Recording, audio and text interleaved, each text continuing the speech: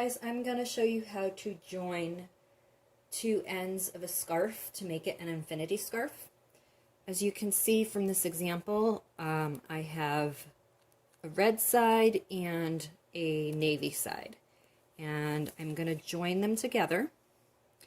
And this right here, once I join this together, it's going to have a slight seam.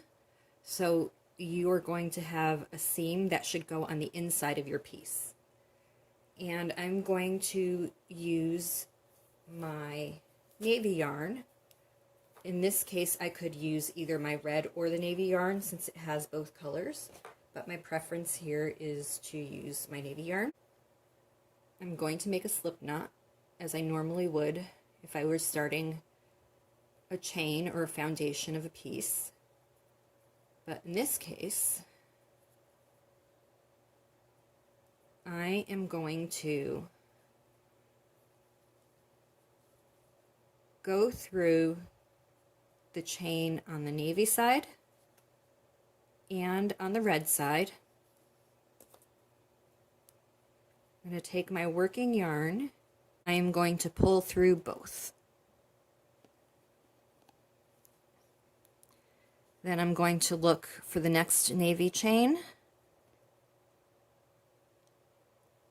and the next red chain, and I am again going to take my working yarn and pull through both chains plus the loop on my hook.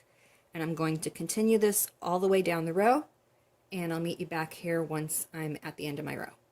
Okay guys, I've reached the end of the row, and I'm just going to clean up any tails and loose ends at this point. As you could see, it's a very minor small seam, and if you flip it over,